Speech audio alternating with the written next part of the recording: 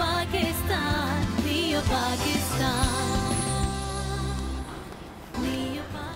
अस्सलामुअलैकुम, a very good morning to all of you. उम्मीद करती हूँ कि आप तमाम लोग खैर आफियत से हैं, अच्छी सेहत में हैं, अपना भरपूर तरीके से ख्याल रख रहे हैं। वीकेंड पे बड़ी ज़बरदस्त एक हैपनिंग चलती रही, आपको पता है, और बड़ा हमारा जो वीकेंड था सोशल मीडिया पर बहुत सारी खबरें गर्दिश करती रही। पाकिस्तान में जो स्पोर्ट्स है उसके एक जज्बे को लेकर, ओलंपिक्स में जो अरशद नदीम जो फाइनल तक पहुंचे लेकिन गोल्ड मेडल ना ले सके, और आपको पता है कि जो है नीरज चोपड़ा वो गोल्ड मेडल ले गए, तो बड़ी एक चर्चा रही वीकेंड पे। उसके ऊपर एक हमने पूरा सेगमेंट में आज आपके सामने ज़रूर लेकर आऊँगी। लोगों को एक मरतबा फिर से तनकीद करने का मौका मिल गया है हमारे स्पोर्ट्समैन को। इस स्पिरिट पर हम ज़रा बात करेंगे प्रोग्राम में आगे चलकर, लेकिन सबसे पहले प्रोग्राम का आगाज़ करते हैं। और आज जनाब मंगल का दिन है, यकम मुहर्रम है, और हमारे लिए आपको पता है कि जो मुहर्रम का महीना है वो एक मुक़द्दस महीना है, सोग का महीना है। हमें जो है हमारी तारीख़ में जो वाक़या करबला मिलता है, जिसकी जो पूरी इंसानियत, पूरी जो एक हिस्ट्री है, आपको पता है कि जो दीन इस्लाम का जो अगर परचम जो सरबुलंद हुआ वो वाक़या करबला के बाद हुआ, और कितनी कुर्बानियाँ जो हैं वो हमें मिलती हैं इस तारीख़ में। तो जनाब आज के दिन की अगर हम लोग बात करें, सिर्फ यकम मुहर्रम की हम बात करें, तो आज का दिन भी बहुत अहमियत का हामिल है। और आज अमीरुल मोमिनीन हज़रत उमर रज़ी अल्लाह ताला अन्हो की शहादत का वाक़या भी जनाब पेश आया था। हम ज़रा थोड़ी सी हिस्ट्री पर भी बात करेंगे, इनके शहादत के वाक़े पर भी बात करेंगे, दौरे खिलाफत का भी थोड़ा सा तस्करा करेंगे, उनके अदलो इंसाफ की जो एक मिसाल जो कि आज तक लोग जिक्र करते हैं हज़रत उमर फ़ारूक के दौरे खिलाफत का, उस पर भी थोड़ी सी रोशनी डालेंगे, आपके फ़ज़ाइल पर भी हम बात करेंगे। और गुफ्तगू करने के लिए हमारे साथ जो गेस्ट स्पीकर इस वक्त शामिल गुफ्तगू हैं, हम उनको खुशामदीद कहते हैं। और हफीजुल्लाह बलोच साहब, मजहबी इस्लामिक स्कॉलर। जी अस्सलाम वालेकुम सर, आपको आवाज़ आ रही है?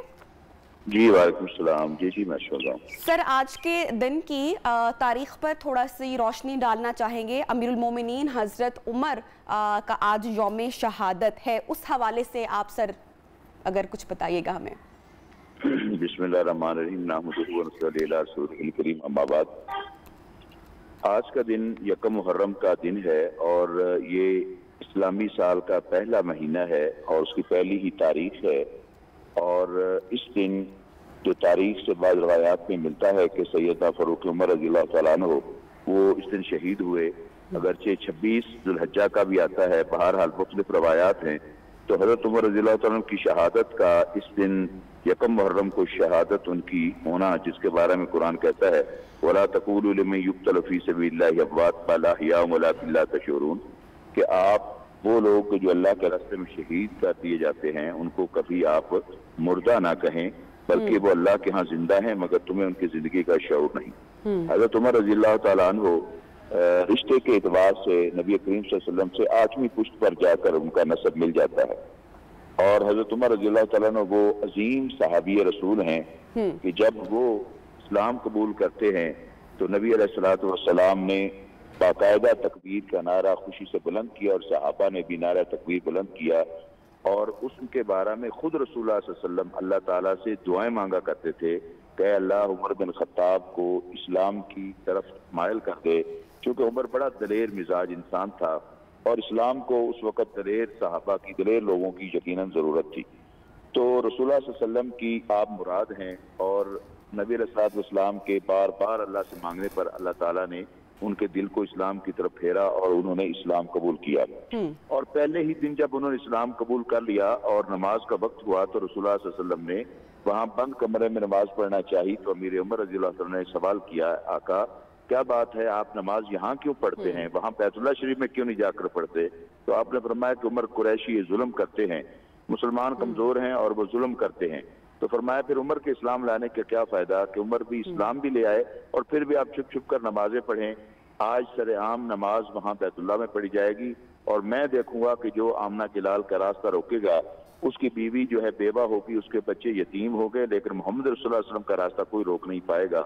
तो हजरत उमर के आने से जो इज्जत और वकार और शान और जो दलेरी इस्लाम को मिली, बल्कि बहुत सारे वो लोग कि जो इस्लाम ला चुके थे मगर अभी इस्लाम का इजहार नहीं करते थे कुफार मक्का के खौफ से, वो हजरत उमर के इस्लाम लाने के बाद उन्होंने भी खुलेआम ऐलान जो है इस्लाम का कर दिया। और हजरत उमर और अमीर हमजा आगे आगे तलवार लेकर चल रहे थे और नबी करीम सल्लल्लाहु अलैहि वसल्लम और बाकी सहाबा पीछे पीछे आ रहे थे और हजरत उमर ऐलान करते जा रहे थे कि लोगों, उमर ईमान ले आया है और नबी करीम सल्लल्लाहु अलैहि वसल्लम को लेकर बैतुल्लाह में जा रहा है। अगर किसी को जुर्रत है कि उसका रास्ता उनका रोके तो वो आए आज उनका रास्ता रोके। खुद रसूलुल्लाह सल्लल्लाहु अलैहि वसल्लम ने उनके बारे में फरमाया, वल्लज़ी नफ्सी बियदी मा लाक़ियका शैतान फी फज्जिन इल्ला सलका फज्जन गैरक, कि उमर अजीब अल्लाह का मोमिन बंदा है कि हर एक पर शैतान हमला करने की कोशिश करता है, मगर उमर ऐसा इंसान है, मुझे कसम है उस जात की जिसके हाथ में मैं मोहम्मद की भी जान है, मा लाक़ियका शैतान फी फज्जिन इल्ला सलका फज्जन गैरक, उमर जिस रास्ते पर आता है शैतान वो रास्ता छोड़कर भाग जाता है।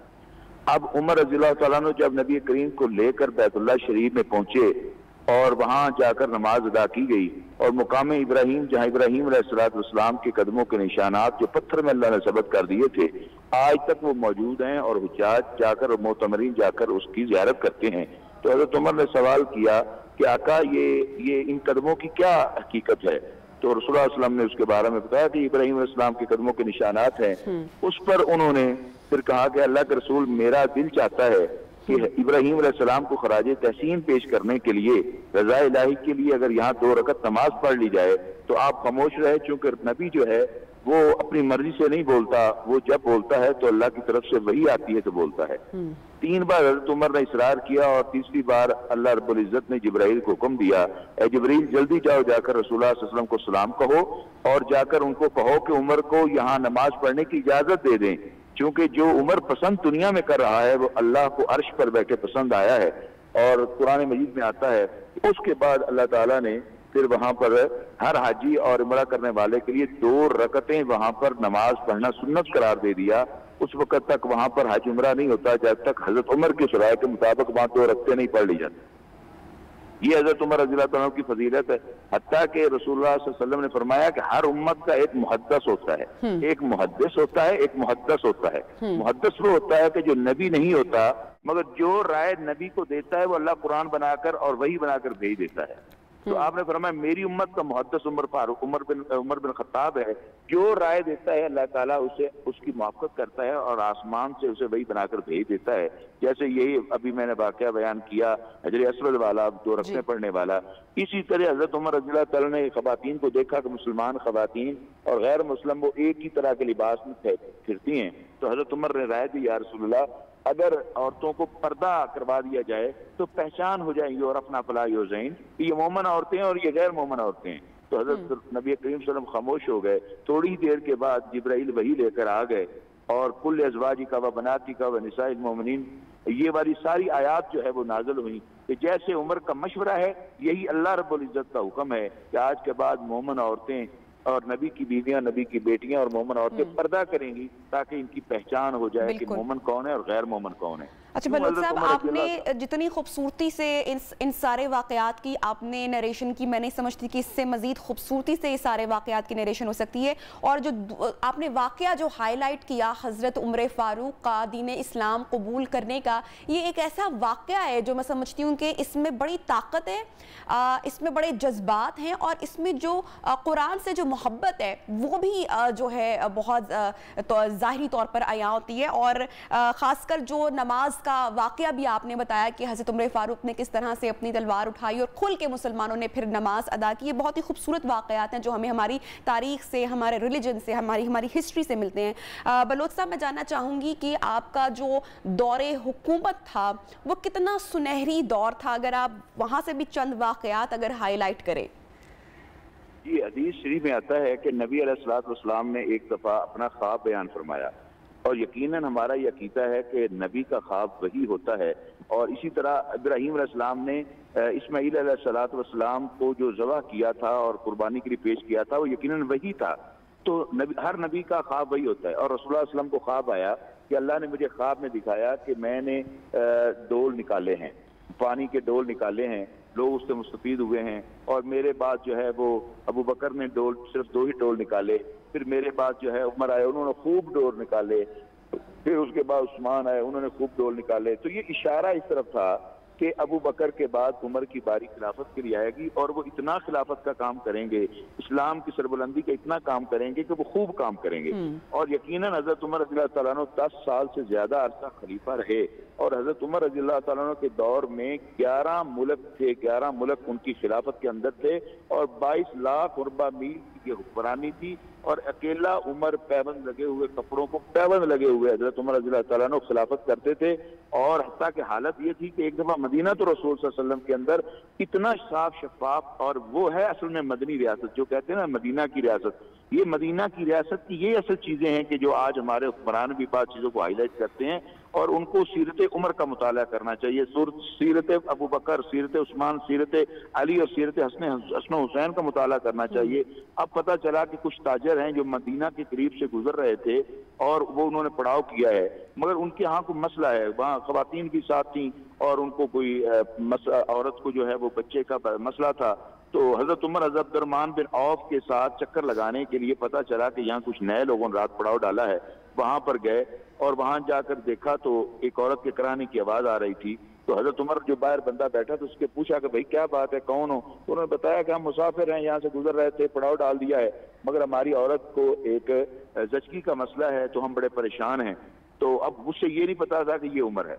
बहरहाल हजरत उमर रज़ी अल्लाह तआला अन्हु घर गए और वहां से अपनी बीवी को उम्मु कुलसूम को, जो हजरत अली रज़ी अल्लाह तआला अन्हु की बेटी थी, सैयदा फातिमा की बेटी थी, हजरत उमर हजरत अली के दामाद थे, उनको साथ दिया और फरमाया उम्मु कुलसूम आज नेकी का बहुत बड़ा अल्लाह ने हमें मौका दिया है, एक औरत तकलीफ में है और तुझसे बेहतर इस मामले को कोई नहीं जानता, चलो मेरे साथ। उनके लिए कुछ और जो है साजो सामान भी जरूरत का लिया और वहां चले गए। अब बीवी को अंदर खेमे में भेज दिया, खुद हजरत उमर बाहर उस मुसाफिर के पास बैठ गए और बातें करने लगे और बातों बातों में उसने कहा कि सुना यहाँ अमीर उमर 22 लाख मरबा मील का हुक्मरान है, वो बड़े महलात में रहता होगा, बड़ी ऐशो इशरत में रहता होगा। हजरत उमर सुनते रहे, फरमाते हो सकता है? कहा जी सुना है बड़ा जालिम है, बड़ा उसका रोक दबदबा है। कहा हो सकता है हुक्मरान है। बातें चलती रही, अचानक अंदर से आवाज आई, अमीरुल मोमिनीन आपको मुबारक हो, अपने साथी को भी मुबारक दो, अल्लाह ने उसके घर में बेटा अता किया है जी। तो हजरत उमर रज़ी अल्लाह तआला अन्हु ने जब ये खबर सुनी और अपने भाई को बताई, अब वो बेचारे को खुशी तो भूल गई मगर वो खौफ से रोने लगा कि यही अमीरुल मोमिनीन थे जिनके खिलाफ मैं बातें कर रहा था।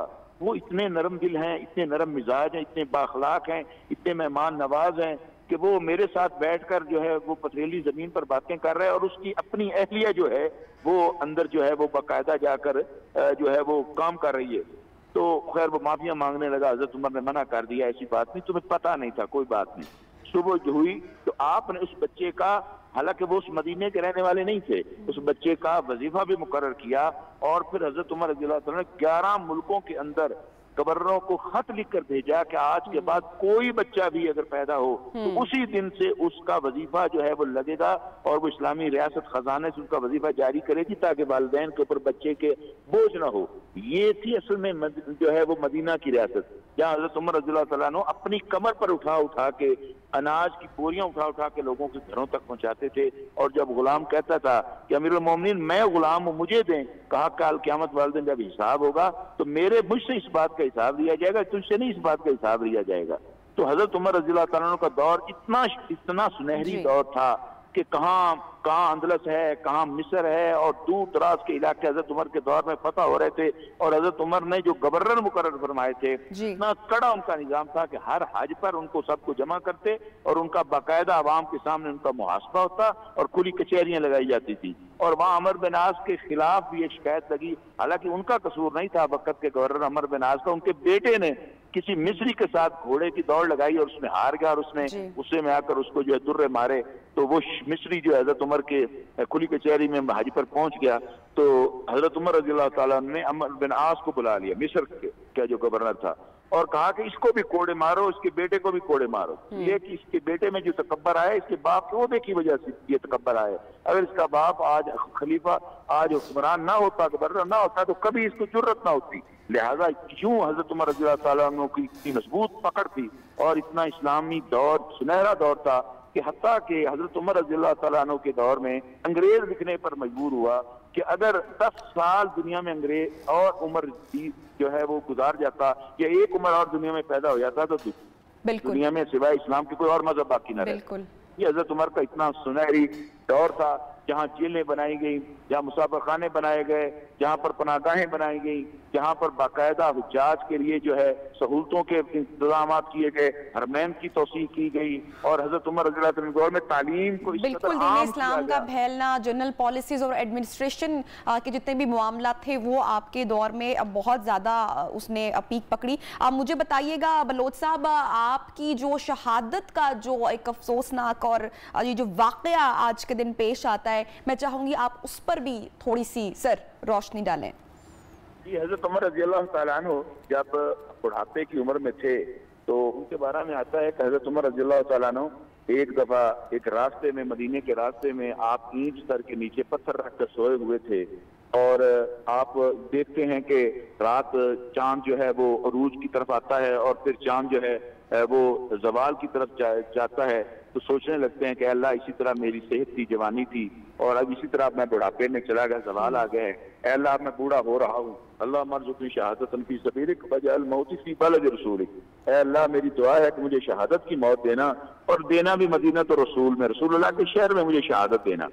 अब सहाबा को जब पता चला तो वो बड़े ताज्जुब करने लगे कि अमीरुल मोमिनीन ये क्या बात है, आप शहादत भी मांगते हैं और मदीने में मांगते हैं। फरमाया इसलिए कि रसूलुल्लाह सल्लल्लाहु अलैहि वसल्लम ने फरमाया था, मन इस्तता यमूत बिल मदीना फल यमूत, जो ताकत रखता है कि मदीने में बैठा रहे, इंतजार करे अपनी मौत का और वो मर जाए, तो रसूलुल्लाह ने फरमाया कि उसकी शफाअत मुझ पर वाजिब होगी क़यामत वाले दिन। मैं शहादत चाहता हूँ और रसूलुल्लाह के शहर में चाहता हूँ ताकि रसूलुल्लाह की शफाअत वाजिब हो जाए। बहरहाल हजरत उमर के दौर में जब ईरान फतह हुआ तो ईरान में बहुत सारा वहाँ माल गनीमत मिला, गुलाम भी आए, और एक गुलाम था अबू लुलु फिरोज, वो हजरत मुगीरा बिन शोबा रजी अल्लाह तआला अन्हु के उनकी मिल्क में था। अब वो कारीगर था और चक्कियां बनाता था, ये जो आटा पीसने वाली लोहे की चक्कियां होती। तो उसने एक दिन हजरत उमर के पास आया और कहने लगा कि अमीरुल मोमिनीन, मेरा जो मालिक है वो 2 दिरहम मुझसे टैक्स लेता है, तो आप उस टैक्स में कमी करवा दें। फरमाया आप करते क्या हैं? कहा जी मैं वो कारीगर हूँ, मैं चक्कियां बनाता हूँ। तो फरमाया कि ये तो कोई ज्यादा टैक्स नहीं, आप कारीगर हैं, बहुत कमाते हैं, तो 2 दिरहम कौन सा इसमें टैक्स है? बहरहाल वो साथ ही हजरत उमर ने उसे कहा कि अगर हो सके तो मुझे भी कोई अच्छी वो चक्की बना कर दे दें, क्योंकि घरों में रवाज आटा पीसा जाता था इस चीज। उसने फिर आगे से कहा कि मैं आपको तो ऐसी चक्की बना के दूंगा कि उसकी गूंज पूरी दुनिया सुनेगी। तो हजरत उमर समझ गए कि ये मजूसी जो है आग का परस्तिश करने वाली मुझे धमकी दे गया है।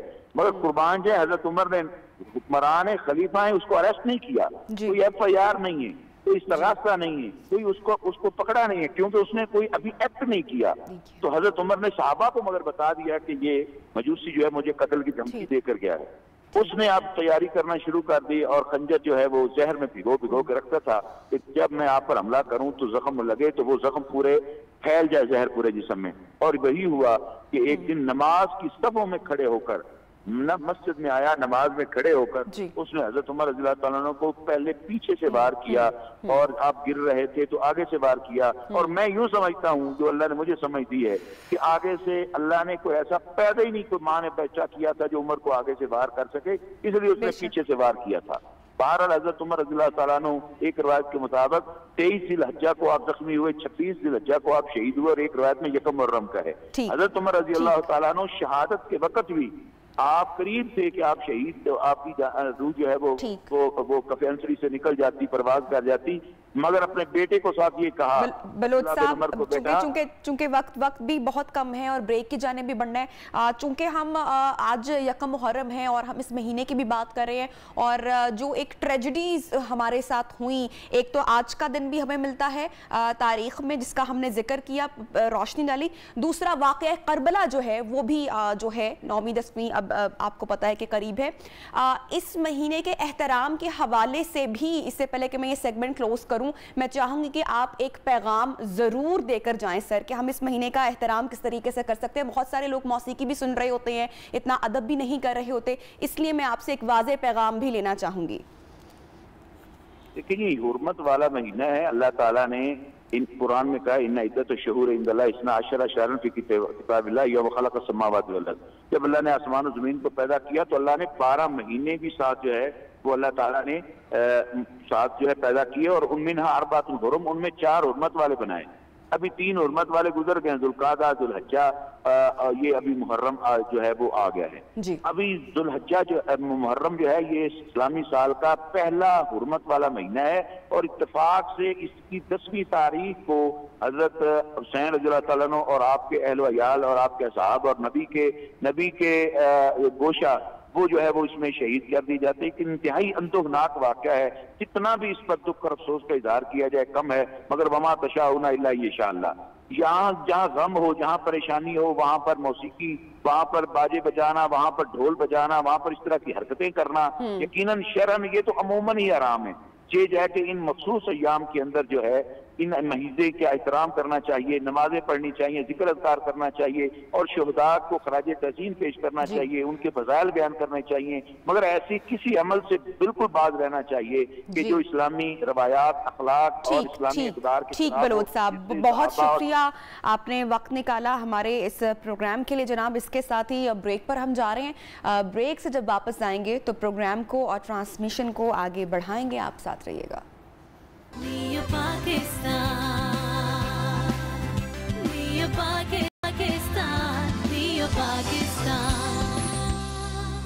वेलकम बैक जनाब, आपको कहते हैं प्रोग्राम में एक मरतबा फिर से खुशामदीद। तो जिस वाक़े का जिक्र मैंने प्रोग्राम के आगाज़ में किया था, तस्करा किया था कि बड़ी चर्चा रही जनाब, एक हैपनिंग रही वीकेंड पर और लोगों का जो सोशल मीडिया था उनको मौका मिल गया जनाब एक मरतबा फिर से मीम्स बनाने का और किसी को जो है वो तनकीद करने का। और भाई इस काम में तनकीद करने में तो हम सबसे आगे हैं भाई, सारे गोल्ड मेडल जो हैं वो हमारे हैं अगर हम तनकीद करने में आए। और दिल जलाने की बातें तो हम इतनी खूब करते हैं कि हमसे खूब कोई और मेरे ख्याल से कर ही नहीं सकता। यकीनन आप लोग समझ चुके होंगे कि मेरा इशारा जो है वो किस तरफ है। आपको पता है कि बड़ी चर्चा रह रही थी और बड़ी देर के बाद अच्छा ये जो हाइप क्रिएट की गई और एक जो जज्बा मैंने काफ़ी अरसे के बाद देखा अदर देन क्रिकेट, स्पोर्ट्स के हवाले से जो ओलंपिक्स में जो है अरशद नदीम ने परफॉर्म करना था और उनकी जो पार्टिसिपेशन थी और फाइनल्स तक पहुंचे, तो जो जज्बा लोगों में नजर आया, जो इन्वॉल्वमेंट नजर में आई, वो मुझे देखकर एक तो बड़ी खुशी हुई कि फाइनली अदर देन क्रिकेट हम लोग थोड़ा सा इन्वॉल्व हो रहे हैं और सपोर्ट कर रहे हैं अपने स्पोर्ट्समैन को। लेकिन उसके साथ ही हमने जैसे ही देखा कि गोल्ड मेडल जो है वो नीरज चोपड़ा ले उड़े हैं, तो हमने फौरन से पहले फिर से हमने लान तान करना शुरू कर दी अपनी हुकूमत को, अपने निज़ाम को, अपने खिलाड़ियों को, और एक कंपैरिजन हमने जो है जनाब एक वो शुरू कर दिया नीरज का और हम अरशद नदीम का। तो मेरे ख्याल से जितना मैंने भी गो थ्रू किया सारी सिचुएशन को, मेरे ख्याल से कंपैरिजन नहीं बनता, क्योंकि we are a developing country, we know that, और हमारे जो रिसोर्सेज हैं और हमारे जो गवर्नमेंट का जो सपोर्ट है और जो रिसोर्सेज हैं और जो ट्रेनिंग सेशंस हैं, हम तमाम लोग उससे मेरे ख्याल से बड़े अच्छे तरीके से वाकिफ़ हैं।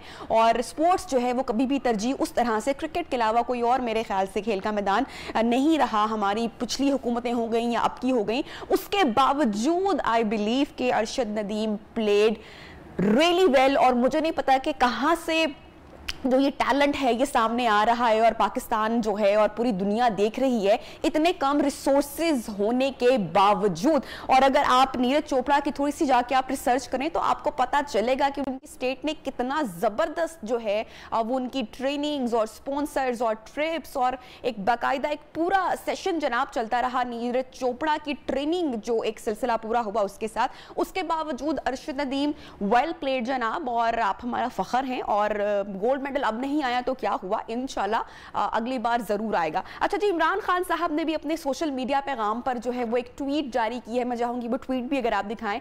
और वो कहते हैं कि ओलंपिक्स की ट्वीट के हवाले से उन्होंने मैसेज दिया कि हमें जनाब इस खिलाड़ी से सीखना चाहिए। आप देखें ज़रा ये ट्वीट देखें और ये आप जनाब तस्वीर देखें। और वो कहते हैं कि अगर हम लगन और हिम्मत से चलते रहें तो भाई ज़रूर हम फतह पा सकेंगे। एक वीडियो ज़रा मैं दिखाना चाहूँगी आपको इसी हवाले से, आप पहले वीडियो देखें फिर मज़ीद गुफ्तगू करते हैं जी।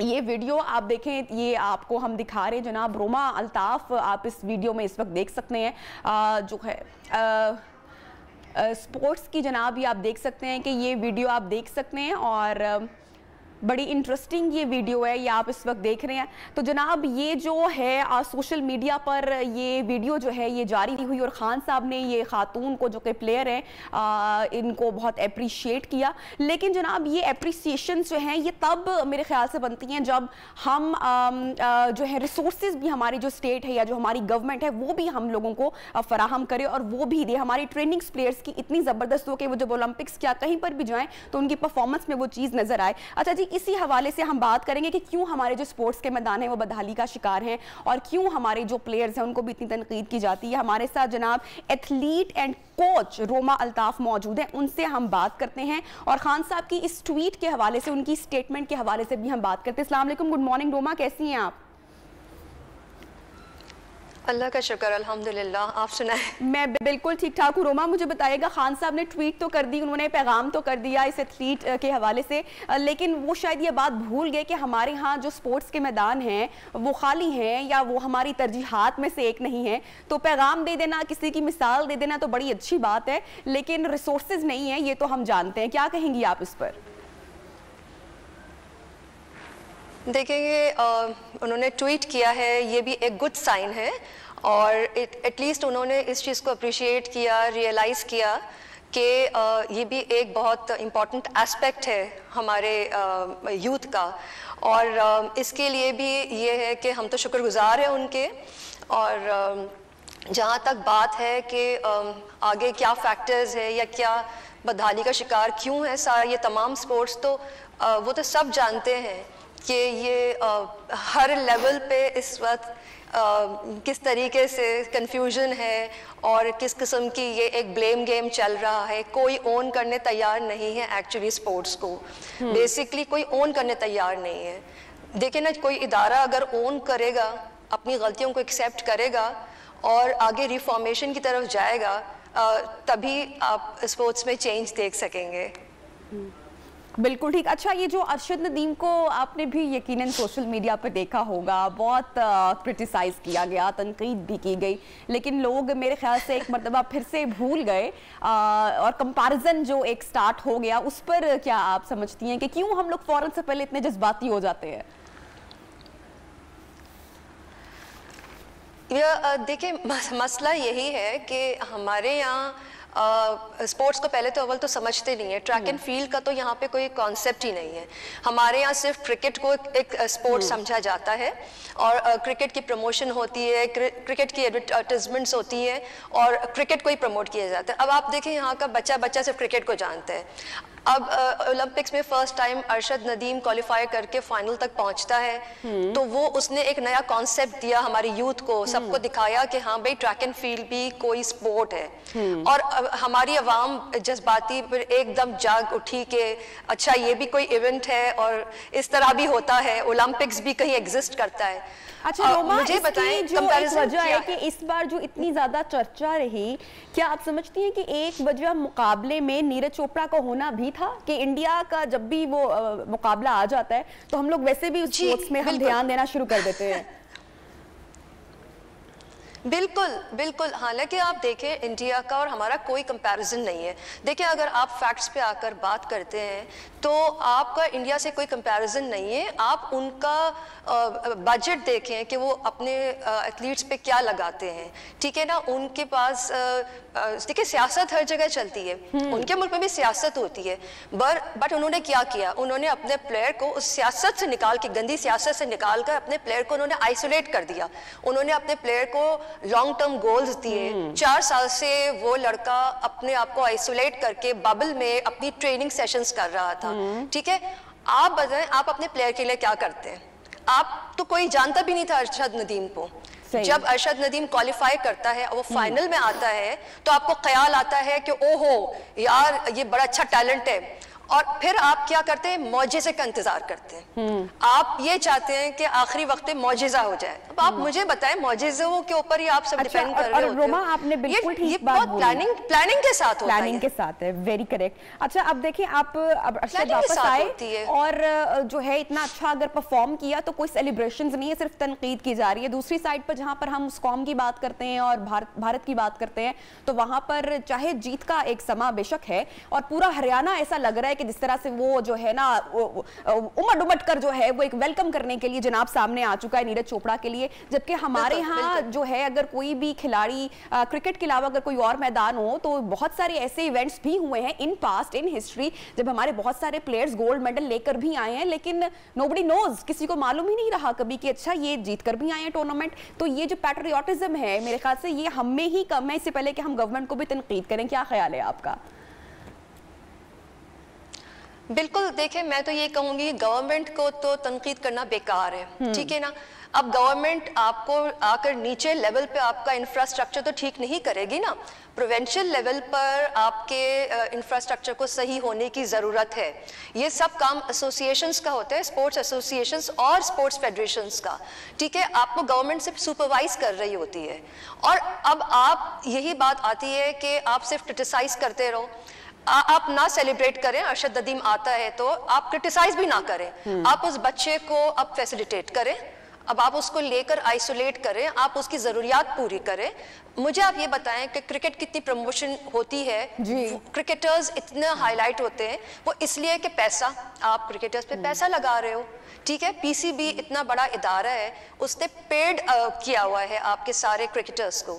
तो अगर आप दूसरे स्पोर्ट्स में, स्पेशली ओलंपिक्स के स्पोर्ट्स में, अगर आप खास जो एथलीट्स हैं उनको लेकर अगर आप उनको पेड कोई इदारा अब आप रखते हो, ठीक है, जो गवर्नमेंट डायरेक्टली गवर्नमेंट के अंडर में हो, तो मुझे बताएं वो क्यों परफॉर्म करके नहीं देंगे जब उन्हें पता होगा कि उनके ये गोल्स हैं। अगर परफॉर्मेंस की बात की जाए रोमा, अगर सिर्फ परफॉर्मेंस की बात की जाए तो अब तो क्रिकेट भी बहुत तनकीद में रहती है, बहुत ज़्यादा मेरिट की भी बात होती है, प्लेयर्स की परफॉर्मेंस पर भी बात होती है, और क्रिकेट भी अब पाकिस्तान में वैसी नहीं रही जैसे अब पहले एक दौर में जो कहते हैं कि गोल्डन एरा एक हमारा हुआ करता था, तो अब हम बहुत पीछे उससे भी जा चुके हैं। बिल्कुल आप ठीक कह रही हैं, क्योंकि अकाउंटेबिलिटी की ज़रूरत होती है हर लेवल पर, हर स्पोर्ट के लिए, ठीक है। कोई इदारा अकाउंटेबिलिटी भी करे, लेकिन जहाँ तक फाइनेंसेस की बात है, ठीक है, तो क्रिकेट में पैसा लगा भी रहे हैं और क्रिकेटर्स को आप देखें उनको फाइनेंशियली कोई उनको प्रॉब्लम नहीं होती है, उनके घर चल रहे होते हैं, ठीक है, वो मेंटली डिस्टर्ब नहीं रहते, उनको मेंटली सुकून होता है कि उनको एक उनका घर चल रहा है, उनका एक किचन मनी उनकी आ रही है, ठीक है। अब हमारे पास एथलीट्स का क्या, स्पेशली ट्रैक एंड फील्ड में कौन पैसा लगाता है, मतलब इस तो इवेंट को समझते ही नहीं है। आप जब तक फैसिलिटेट नहीं करोगे एथलीट को, आप उसको सुकून नहीं दोगे, तो मुझे ये बताएं कि वो तो अपनी परेशानियों में ही रहेगा। अरशद नदीम ने क्वालिफाई किया फाइनल के लिए, फाइनल में उसने अपने स्ट्रेस को मैनेज नहीं कर पाया वो बच्चा, ठीक है। अदरवाइज ट्रेडिंग उसकी जितनी भी, देखें यहाँ पे हमारे गवर्नमेंट ने उनको कितना पोटेंशियल था, उनको जितना फैसिलिटेट कर सकते थे उन्होंने किया, लेकिन आप ठीक है आप उस लेवल की नहीं कर सकते, आप नीरज से कंपेयर ना करो, लेकिन आप देखिए वो फाइनल में अपने आप को मैनेज, अपने स्ट्रेस को मैनेज, इतना उसको प्रेशर था, उसको इतना प्रेशर था कि वो अपनी बेस्ट थ्रो भी नहीं कर सका। तो देखिए हमें जो है ना हर एरिया को हमें एड्रेस करना होगा कि मेंटली भी आपको प्लेयर्स को इतना उनको आप फैसिलिटेट करो कि वो मेंटली कंपोज रहे, ठीक है, वो अपनी परेशानियों से दूर रहे और वो सिर्फ अपनी कंट्री के लिए परफॉर्म कर सके। Roma thank you so much, आपने टाइम निकाला and you are very right कि हमें अब जो है हमारे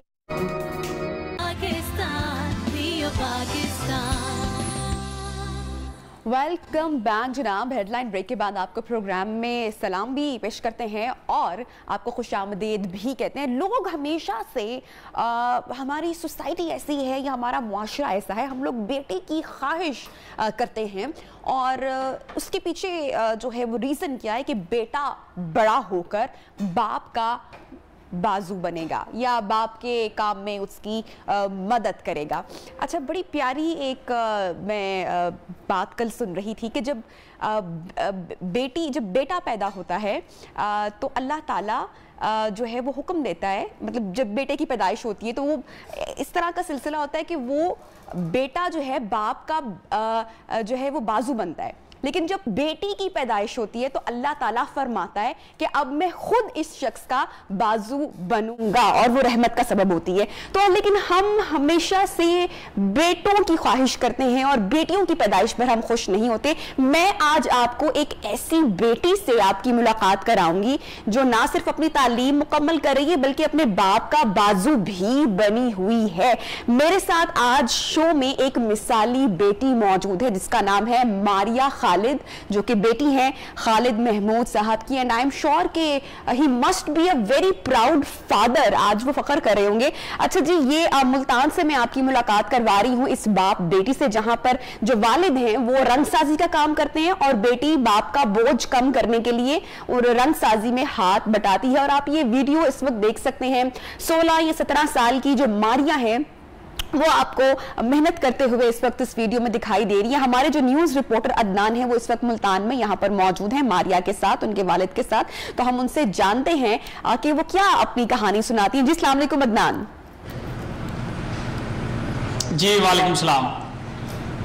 अदनान, आप इस वक्त घर में मौजूद हैं जहां पर मारिया और उनके वालिद मौजूद हैं, रंगसाजी का काम हो रहा है। जरा मारिया के पास जाइएगा और जरा उनकी कहानी जो है मैं चाहूंगी कि सब लोग सुने। जी, हम आपसे मिलवा रहे हैं एक बहादुर बेटी से जिसने अपने वालिद का सर फख्र से बुलंद किया है। ये है मारिया खालिद, जो इस वक्त भी एक घर में रंगो रोगन का काम कर रही हैं और अपने वालिद का सहारा बनी हुई है। मारिया से हम बात करेंगे। मारिया, ये बताएंगे इतनी कम उम्री में अपने वालिद का सहारा बन गई, क्या कहेंगी आप, क्या वैसे देना चाहेंगे? जी, मुझे बहुत फ़ख्र है, मैं अपने पापा के साथ काम करती हूँ, बहुत अच्छा लगता है यहाँ पे काम करना। और वैसे भी मैं ये कोई अपना फ़र्ज़ अदा कर रही हूँ। मैं अपने पापा की बेटी हूँ तो ये मेरा फ़र्ज़ है कि मैं उनके साथ काम करवाऊँ, उनका सहारा बनूँ। अल्लाह ताला ने आकर उनके लिए मुझे रहमत बनाकर भेजा है, तो मैं बस अपना हक अदा कर रही हूँ, अपना फ़र्ज़ अदा कर रही हूँ। मुझे बहुत अच्छा लगता है ये करके। आपको ये ख्याल कैसे आया कि आपने अपने बाबा के साथ जाना है, घरों में रंगो रोगन करना है? अभी तो आपकी खेलने की उम्र थी, लाड प्यार की उम्र थी, आपको ये ख्याल कैसे आया? जी, मुझे मेरे बाबा शुरू से अकेले काम करते थे। मेरे बाबा बहुत बीमार रहते थे, तो घर की कफालत के लिए और कोई है नहीं था, तो किसी के सामने हाथ फैलाना जो है मुझे मंजूर नहीं था, मुझे बिल्कुल भी अच्छा नहीं लगता था। तो मैंने कहा कि ख़ुद मैं मेहनत करके अपने बाप का सहारा बनूं। और उनको भी माशाल्लाह आज मुझ पे नाज है इस बात पे कि मैंने उनका साथ दिया। हर अच्छे बुरे वक्त में मैं उनके साथ रही हूँ, जो उन्होंने कहा है वैसा किया है। और माशाल्लाह आज खुद देख सकते हैं आज अल्लाह ताला ने मुझे किस मुकाम पे लाके खड़ा किया है। आप बहनों में सबसे बड़ी हैं, आपका कोई भाई नहीं है। आपको कभी लगा है कि काश मेरा भाई भी होता, अपने बाबा के साथ काम करवाता? आप बेटी होके अपने जब आती हैं, घरों में काम करती हैं, तो कैसा लगता है आपको? जी, मुझे बहुत खुशी होती है बाबा के साथ काम करवा कर, और मुझे कभी ऐसा महसूस नहीं हो कि मेरा कोई भाई होना चाहिए था, क्योंकि अल्लाह ताला ने मुझे जब भेज दिया है, मुझ में इतनी क्वालिटीज़ पैदा कर दी, मैं खुद अपने बहनों का भाई बन चुकी हूँ, तो फिर मुझे भाई की कोई कमी महसूस नहीं होती।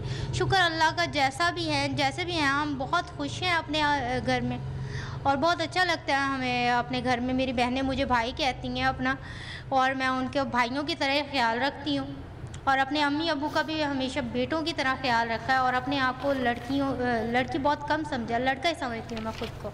अपने माँ बाप के लिए मैं बेटा बन के रह रही हूँ इस वक्त। तो जब आप आती हैं रंगो रोगन करने के लिए, घरों में जाती हैं अपने वालिद के साथ, तो लोग आपको किस निगाह से देखते हैं? आपको रिस्पांस कैसा मिलता है जब लोग देख रहे होते हैं कि एक लड़की जो है वो घरों में पेंट कर रही है अपने अब्बू के साथ? आपको कैसा लगता है?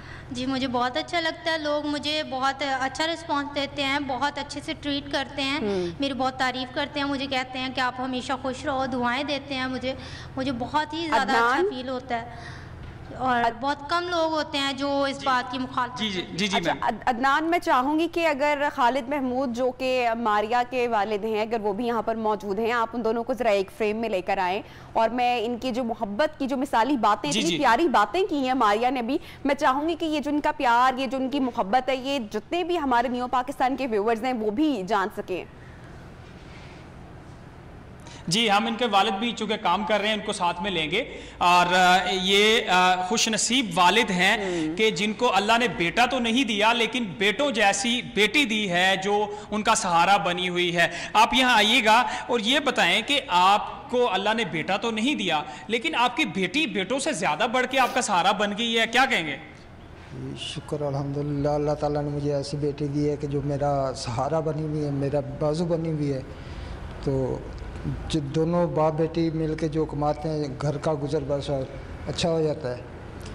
तो माशाल्लाह अच्छी बेटी है जो बहुत फ़िक्र और ख्याल रखती है। जैसे कि एक बाप अपने घर का ख्याल रखता है, अपने घरदारी का, पूरे अखराजात का, वो सारे ख्याल जो असास जो मेरी बेटी में ये है कि अपने घर की हर एक ज़रूरत को जो है ना समझती है और पूरा करने की कोशिश करती है।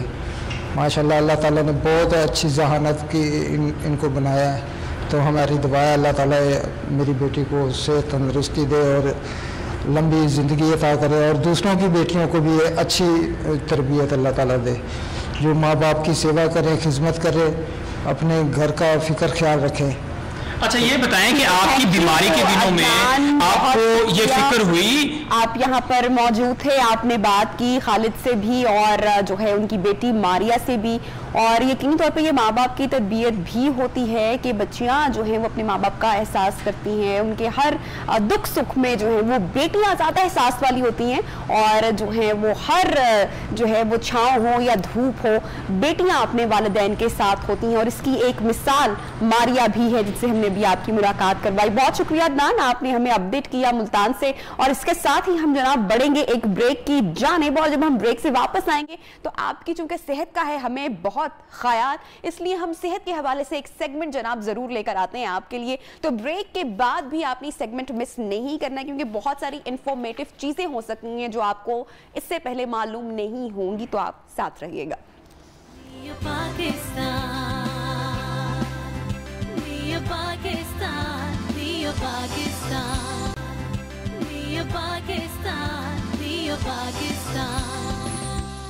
वेलकम बैक जनाब, प्रोग्राम में आपको खुश आमदेद कहते हैं। और इतनी जल्दी है हमें जो है ऑफिस जाने की जल्दी है, ऑफिस से घर जाने की जल्दी है, अगर किसी इवेंट पे जाना है तो वहाँ पर जाने की जल्दी है, और उसकी वजह से हम हर अपने काम जो है वो बड़ी तेज़ी के साथ कर रहे होते हैं, और इतनी तेज़ी के साथ कर रहे होते हैं कि कई दफ़ा हमें जो है वो नुकसान उठाना पड़ जाता है।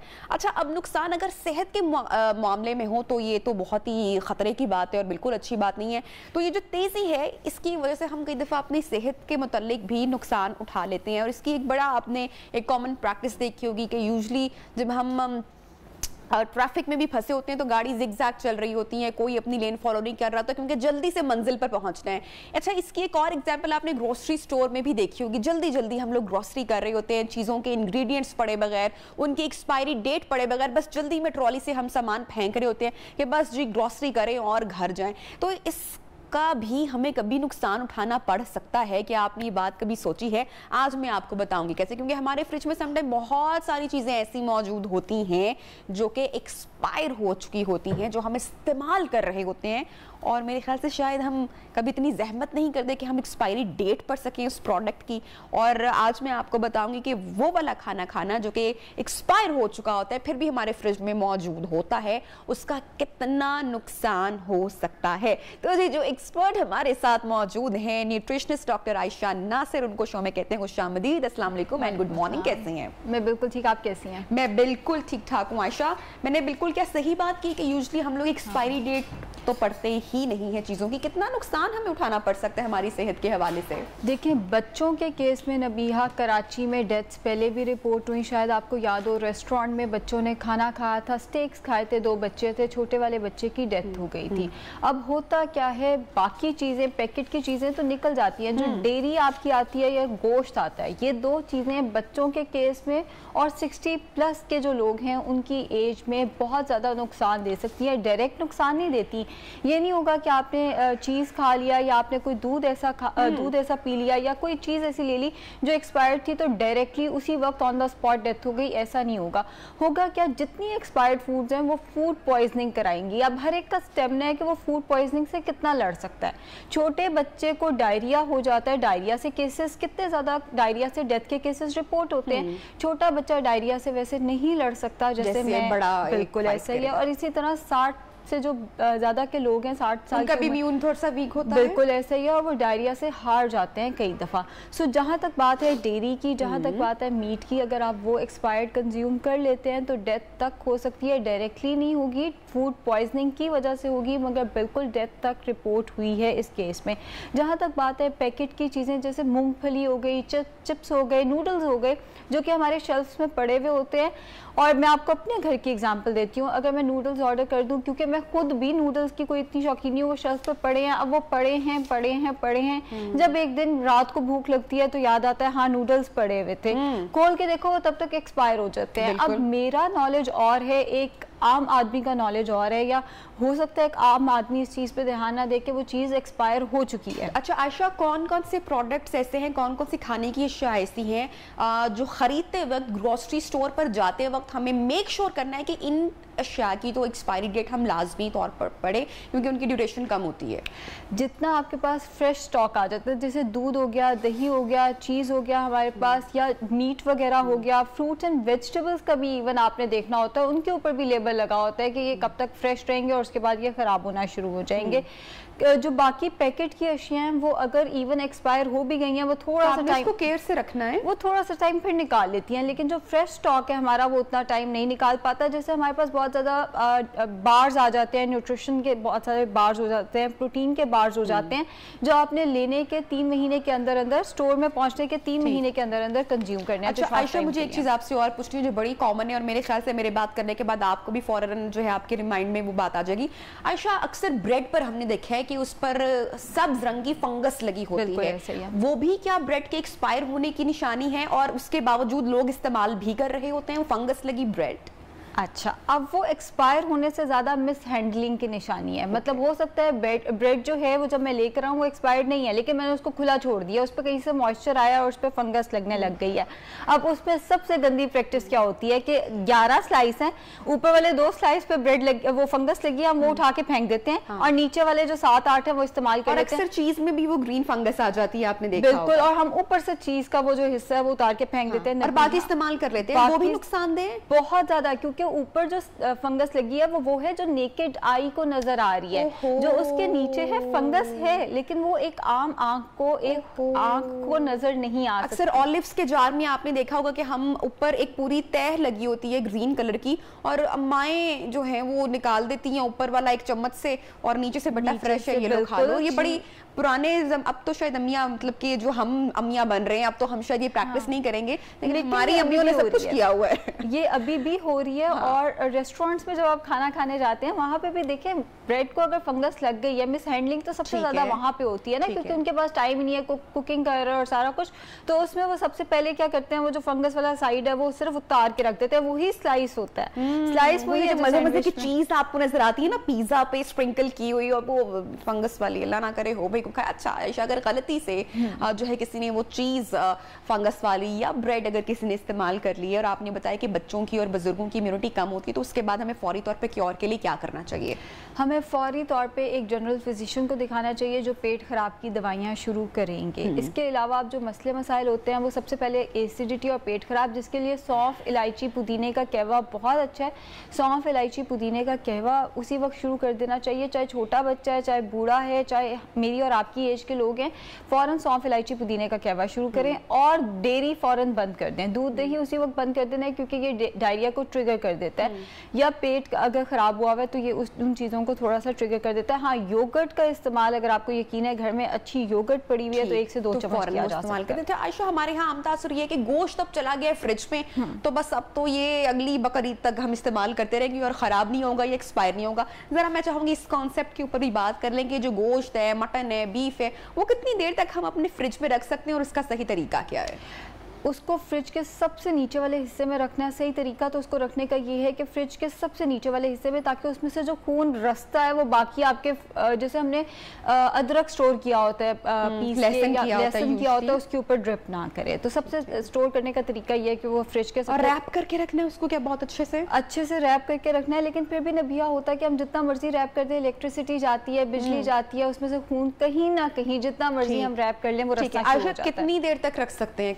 अगर तो आपको यकीन है आपकी इलेक्ट्रिसिटी नहीं गई तो आप महीनों रख सकते हैं, 6 महीने भी रख सकते हैं। लेकिन अगर बिजली चले गई है, एक दफा वो पिघलना शुरू हो गया, उससे खून का एक कतरा भी गिर गया, उसी वक्त उसको इस्तेमाल कर लें। अच्छा, ये भी प्रैक्टिस की जाती है कि यूजुअली गोश्त के, अम्मियों वाली बातें करें कि भाई पैकेट्स बने होते हैं हमारे घरों में, और कई दफा जो है वो भाई घर पे कोई नहीं है या थोड़ा जो है वो सालन बनाना है, तो वो जो पैकेट्स बने होते हैं उसको खोला तो पूरा ही जाता है, लेकिन उसका एक हिस्सा खाने में इस्तेमाल होता है और दूसरा वापस पैक होकर फ्रिज में चला जाता है। तो क्या वो गोश्त भी मैं कह सकती हूँ एक्सपायर हो सकता है या खराब हो सकता है या सेहत को नुकसान पहुंचा सकता है? नुकसानदेह हो सकता है। जब आपने गोश्त को बाहर रख दिया, अब उस पर मॉइस्चर भी आ गया, उस पर बैक्टीरिया भी आ गया, आपने वो पूरा बैक्टीरिया भरा गोश्त दोबारा से फ्रिज में रख दिया, वो बैक्टीरिया के पास मॉइस्चर भी है, खुराक भी है, वो फ्रिज में सरवाइव करता रहेगा और वो सारी चीज को, सारे फ्रीजर को आपके खराब कर देगा, क्योंकि उसकी ग्रोथ तो नहीं रुक रही। वो टेम्परेचर पे, हाई टेम्परेचर पे जाके स्लो डाउन हो सकती है उसकी ग्रोथ, लेकिन अब उसकी ग्रोथ रुकने नहीं वाली। फंगस उस पर लग गई है, उस पर बैक्टीरिया लग गया,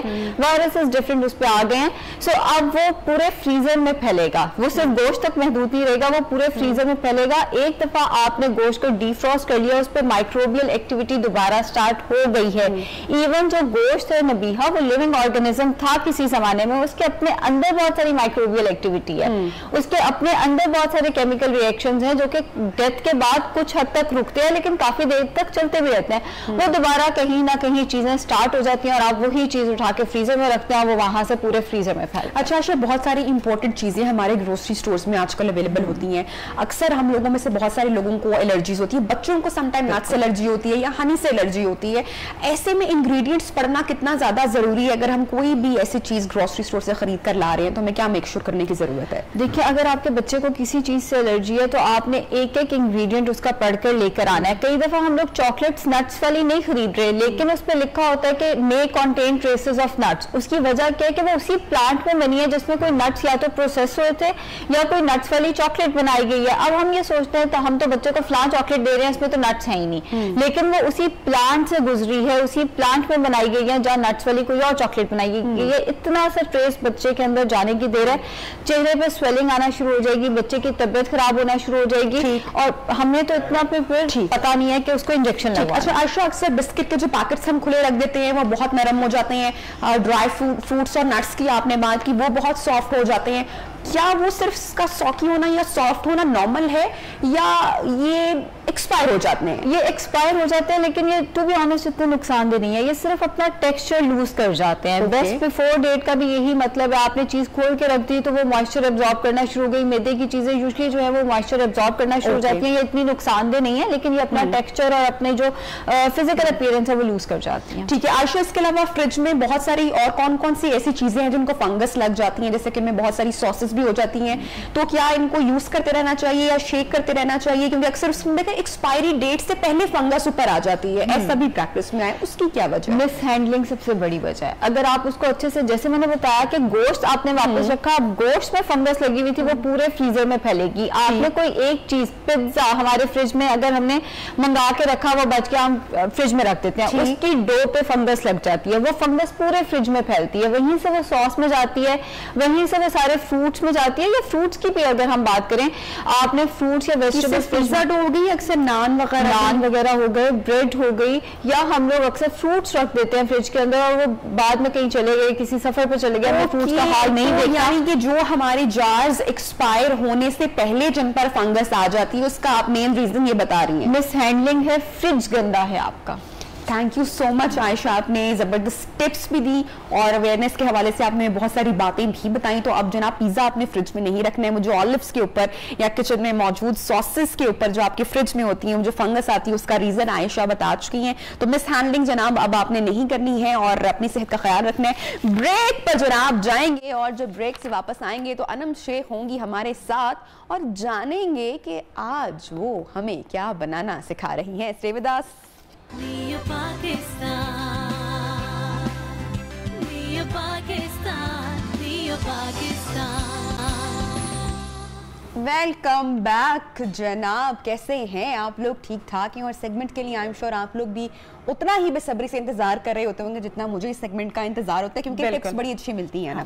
तो आज हम टिप्स भी अच्छी मिलती हैं, प्लस मजेदार मोटिवेशन मिलती है, मजेदार खाना भी मिलता है खाने के लिए ना, कि बस अब मैं वीकेंड पे जनाब ये बनाने जा रही हूँ, वो चीज बड़ी अच्छी होती है। अच्छा जी, क्या बन रहा है? अच्छा जी, आज हम बनाने जा रहे हैं बेसिकली सूजी का हलवा बना रहे हैं, बट हम बनाएंगे उसको खोए के साथ, थोड़ा डिफरेंट स्टाइल में बनेगा, लेकिन रेसिपी तकरीबन वैसी ही है।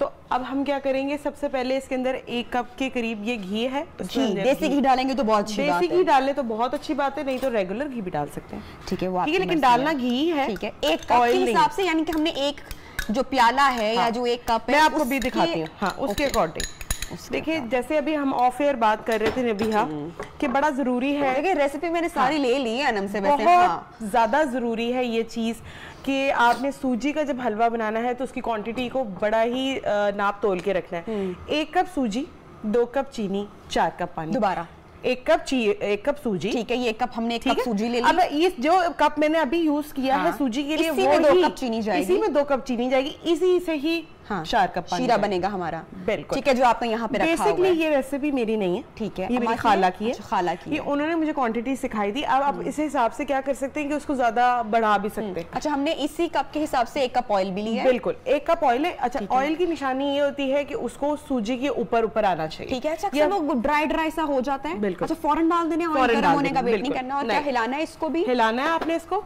और साथ में हम इसके अंदर डालेंगे तकरीबन 4 से 5 किशमिश या इलायची। ठीक है, इलायची पाउडर भी डाल सकते हैं, जिनको नहीं पसंद वो इसको स्किप भी कर सकते हैं। ठीक है, और ये सूजी बड़े अच्छे से घुल गई है इस वक्त ऑयल में, ऐसा नहीं लग रहा कि ये ड्राई है। इसके अंदर देखें, अभी सूजी के ऊपर जो है ऑयल थोड़ा कम है। ठीक है, हम और ऐड कर लेंगे, थोड़ा सा और ऐड करेंगे इसके अंदर, क्योंकि ये भी ड्राई भी होगा। बिल्कुल ड्राई भी होगा। ठीक है, हमने सिर्फ 2-3 चम्मच, 2 चम्मच हमने और ऐड किया इसके अंदर। ठीक है, वाह। अच्छा, यहाँ पे ये जो है शीरा जो कि 4 कप पानी है और 2 कप चीनी है। ठीक है, ठीक है, ये चीनी जो है हमारी डिजोल्व होनी स्टार्ट हो गई है। तो अभी साथ ही मैं इसके अंदर जो है ऐड कर दूंगी येलो फूड कलर। वो मर्जी है, अगर ये ऑप्शनल है, ये ऑप्शनल है। अक्सर लोग व्हाइट से पसंद करते हैं कुछ, लेकिन मुझे बड़ा अच्छा लगता है, खासतौर पे जब आप हलवा पूरी अगर आपने बनाई हो और साथ में ये आपका येलो या ऑरेंज टाइप का हलवा होना, तो बहुत ही एक अच्छा सा उसका शक्ल नजर आती है और फ्लेवर भी। अच्छा अन्ना, मुझे बताइएगा 2 कप आपने चीनी का इस्तेमाल किया और 4 कप आपने पानी डाला। 4 कप पानी। जितने भी कप हम चीनी डालेंगे उससे डबल पानी डालेंगे। उससे डबल पानी। और हम इसको तकरीबन कितना कप कर लेंगे शीरे को? इसको बिल्कुल भी रिड्यूस नहीं करना हमने। अच्छा, रिड्यूस नहीं करना बिल्कुल भी। अगर ये 4 कप है तो 3.5 या 3 कप पे अगर आ जाएगा शीरा बन के, तो कोई इतना मसला नहीं। लेकिन 2 कप चीनी जो है, मोस्टली लोगों को अगर ज्यादा चीनी पसंद है वो 2 कप डालें। अदर देन जैसे 1.5 कप कर लें। मैं हूँ, मुझे इतनी ज्यादा चीनी नहीं पसंद हलवे के अंदर, तो मैं 1.5 कप से थोड़ी सी ज्यादा डालती। ठीक है, मतलब 3 कप नहीं, 3 कप से कम। अच्छा, अब सूजी को हम बेसिकली नबीहा इतना पकाएंगे कि जो है वो अच्छी तरीके से जो लाइट गोल्डन ब्राउन हो जाएगी, कलर चेंज कर लेगी और आपको एक बड़ी अच्छी सी जो है ना खुशबू आना स्टार्ट हो जाएगी इसके अंदर से।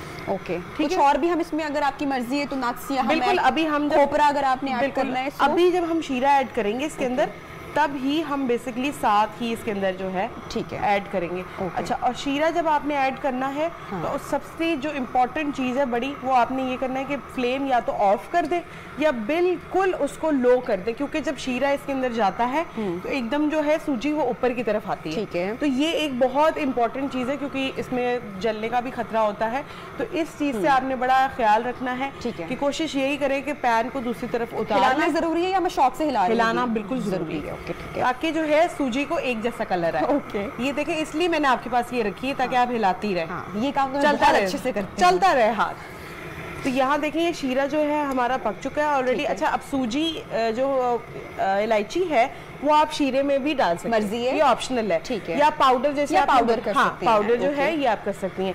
और ये मेवाजात कब ऐड कर सकते हैं? मेवाजात तभी ऐड करने हैं जब आपने शीरा डाल देना। ठीक हो गया। और खोया आपने तब डालना है जब बिल्कुल आपका हलवा जो है वो रेडी हो जाए। खोए से बहुत थिक तो नहीं हो जाएगा? नहीं, बिल्कुल भी नहीं। हमने खोए को डालकर बेसिकली खोए को मेल्ट नहीं करना। इस तरह से हमने खोया डाला, 1-8 मिनट हमने इसको स्टर किया। ठीक है। और उसके बाद हमने इसको डिश आउट ठीक है। तकरीबन हमारी ऑडियंस के लिए बताएगा ना, अगर 1 कप सूजी हम तैयार कर रहे हैं, हलवा 1 कप सूजी का हलवा तैयार करें तो तकरीबन कितनी देर तक ये कुक हमने इसको करना है? हार्डली बहुत भी टाइम लगेगा ना, तो 10 से 15 मिनट में। 10 से 15 मिनट। 10 से 15 मिनट में, क्योंकि आपने साथ-साथ अच्छा, इसका आहिस्ता-आहिस्ता कलर देखिए चेंज होना शुरू हो गया है, खुशबू आ रही है, बबल्स भी बनना शुरू हो गए हैं। अब हम इसको 1 से 2 मिनट और कुक करेंगे और उसके बाद जो है शीरा ऐड करेंगे। Very nice. शीरा जैसे ही ऐड करेंगे हम इसके अंदर, तो हम अब इसके अंदर नट्स ऐड कर देंगे। अच्छा, नट्स में हम बेसिकली इसके अंदर ले रहे हैं ये खोपरा तो लाजमी डलता है। हां जी, वैसे मुझे भी नहीं अच्छा लगता, जरा नहीं अच्छा लगता मुझे, डाल देते हैं, अच्छा लगता है, प्रेजेंटेशन में अच्छा लगता है। ठीक है, ये डालना है। उसके बाद हम इसके अंदर थोड़े से बादाम डालेंगे, किशमिश डालेंगे और पिस्ता डालेंगे। ठीक है। ये सब चीजें जो हैं ऑप्शनल हैं, अगर आप चाहें तो इसको अपने अकॉर्डिंगली अप एंड डाउन कर सकते हैं। मेरे जैसे बंदा तो बिल्कुल कहे कि हलवा जो है ना बगैर नट्स के और बगैर सबके हो। और अच्छा, सुबह के नाश्ते में ना ये बड़ा अच्छी चीज है हलवा, बच्चों के लिए बड़ा हेल्दी है। बिल्कुल, यही में बना हुआ, बिल्कुल बादामों में बना हुआ हलवा। अच्छा, ये देखिए सूजी को कलर आ गया है। अब इसकी फ्लेम को कर लेंगे बिल्कुल ऑफ। इसमें दूध तो नहीं जाएगा ना? बिल्कुल भी नहीं दूध जाएगा। मैंने कौन सी एक रेसिपी YouTube पे देखी थी जिसमें एंड पे, अब आप इधर हो जाए जरा। चलें जी, मैं इधर हो जाती। ठीक है जी। अब ये देखें, हल्का हल्का डालेंगे आप। ओके, एकदम से नहीं डालना आपने। और ये आप सारा बेशक डालना। अब मैं आ जाऊँ? हाँ जी, अब आप आ जाए अपनी जगह के ऊपर। ओके, ये ले। और इसको अब हिलाने अब आपने इसको हिलाना है। और अब इसकी फ्लेम को कर देंगे तेज, ताकि जो है हलवा हमारा जल्दी से भी हो जाए। ठीक है जी। और ये खोपरा गया जो है हम दोनों को नहीं पसंद, लेकिन बहुत सारे लोगों को पसंद है। अच्छा, अगर खोपरा आप इस तरह नहीं डालना चाहते तो वो क्रश्ड वाला खोपरा होता है ना, वो भी डाल सकते हैं। अच्छा ठीक है। हमारे पास टाइम बस कम रह गया। बिल्कुल, ये जो है हमने इसमें किशमिश ऐड की है, बादाम ऐड किए हैं। हाँ जी, बस और थोड़ी सी प्रेजेंटेशन के लिए रख देते हैं हम। और इसको हम सर्व करेंगे चांदी के वर्क के साथ। बस आप इसको 1-2 मिनट कुक करेंगी। ठीक है। तो जो है ये थिक हो जाएगा और साथ ही हम इसको पैन में निकाल देंगे और इसको उसके साथ सर्व करेंगे। तो अच्छा, इन बिटवीन जो है अच्छा, इसको गाढ़ा हमें कब चूल्हा बंद करना है, हमें कैसे पता चलेगा? अभी आप देखिएगा कि 1 मिनट के अंदर ये गाढ़ा हो जाएगा। ज्यादा गाढ़ा मत हो जाए, ज्यादा गाढ़ा नहीं करना, वरना बिल्कुल वो स्टिफ हो जाता है। ठीक है। और ये बड़ी तेजी के साथ यहाँ पे थिकनेस की तरफ है ना, थिकनेस की तरफ आ रहा है। अच्छा, और एक सबसे बड़ी इसकी भी ये निशानी होती है। खोया कब ऐड करेंगे? बिल्कुल, अभी 1-2 मिनट ये थोड़ा सा थिक और हो जाए बिल्कुल, तो उसके बाद हम इसके अंदर खोया ऐड करके चूल्हा जो है हम बंद कर देंगे। ठीक है। ये तकरीबन 1 कप के करीब खोया है। अच्छा, ये ऑप्शनल है। चूल्हा बंद करके हम खोया ऐड कर रहे हैं? बिल्कुल नहीं, चूल्हा बंद करके इसको डालने के फौरन बाद ही हम चूल्हा बंद कर देंगे। ठीक है। देखिए, अब ये थिक होना शुरू हो गया। बिल्कुल अपनी शेप में आ रहा है हलवा। अच्छा, एक और निशानी भी इसकी बड़ी इंपॉर्टेंट ये है कि जब खोया स्प्लैशेस आना शुरू हो जाते हैं इसके, जैसे खीर पर आते हैं। हाँ, तो उसका मतलब होता है कि ये ना रेडी होने वाला है। ओके, तो बस आप इसको बबल्स आ रहे हैं इसके अच्छे से। और आप ये देखें ना, घी ज्यादा है ना कुछ भी नहीं है, बस हाथ में चाहिएगा अपने। वाह, कैसी खुशबू, बहुत अच्छी खुशबू आ रही है। और अभी देखें, अगर आपने इसके अंदर देसी घी यूज किया हो तो कितनी अच्छी खुशबू आएगी इसके अंदर। तो बस हम इसको 1 मिनट कुक करेंगे। और अभी देखिए अच्छी तरह फ्लैशेस आना स्टार्ट हो गए। बिल्कुल। और हमने ये खोया तकरीबन कितना खोया हमने? तकरीबन 1 कप के करीब, मतलब आप 1 पाव से थोड़ा कम हम खोया। ठीक है। अब हम चूल्हा बंद करेंगे। हम चूल्हा इसको बंद करेंगे और हलवा बिल्कुल अपनी शेप में आ चुका है। बिल्कुल। और अब आप इसको ऐसे ही डिश आउट कर लें। ठीक है। थोड़ा सा हिलाना है हमने इसको? नहीं, बस नहीं, खोया वैसे ही रहेगा बीच में? बिल्कुल, खोया ऐसे ही रहेगा। ओके जी, इसको डिश आउट मैं कर रही हूँ। मैं कर लेते हैं, आप कर ले। देखिए, इससे कर ले, इससे कर ले, ऐसे करें? हाँ, ऐसे कर ले। ये देखें जी, हमारा हलवा है बिल्कुल तैयार। इसको हम डिश आउट कर रहे हैं। और अगर आप चाहें तो इसको और थोड़ा थिक भी कर सकते हैं। नहीं, अपनी शेप में। वैसे अपनी शेप ठंडा होगा बिल्कुल, तो हलवा अपनी शेप में। ये थोड़ा सा रह गया, इसको भी वेस्ट नहीं करना हमने। अब आप जरा यहाँ पर आ जाए। जी बिल्कुल, आप अपनी जगह पर आए। खूबसूरती को मजीद उसमें इजाफा कर लेते हैं। ये इसके ऊपर नट्स चले गए हैं जी। और ये जो थोड़ा हलवा रेडी है बिल्कुल। और ये जो थोड़ा सा खोया हमने बचाया हुआ था, हाँ, ये ऊपर से हम इसके ऊपर गार्निश कर देंगे। और अपने चाहने वाले को प्यार मोहब्बत से जो है हलवे का 1-1 चम्मच खिलाए, चाहे बच्चे हो या आपका शौहर हो। ओके, ठीक है जी। So it is ready now. बिल्कुल। तो बस चांदी के वर्क है, इसको ऑप्शनल है वो लगाएं, लेकिन ठीक है। अच्छा चलें जी, अनम आपने हमें अचारी आलू तो सिखा दिए जी, हलवा भी आपने हमें आज सिखा दिया। अब बाकी आपको फरमाइश पता है ना जी, जी, जी, कौन सी हमारी सिर्फ पूरी की और चने की रह गई, तो वो भी हम इंशाल्लाह आपके लिए लेकर आएंगे इसी वीक में। और जनाब इसके साथ ही प्रोग्राम का वक्त खत्म हो रहा है, क्योंकि हमारा हलवा रेडी हो चुका है। कल एक नई रेसिपी के साथ और एक नए प्रोग्राम के साथ आपसे दोबारा मुलाकात करेंगे। बहुत ख्याल रखिएगा। अल्लाह हाफिज।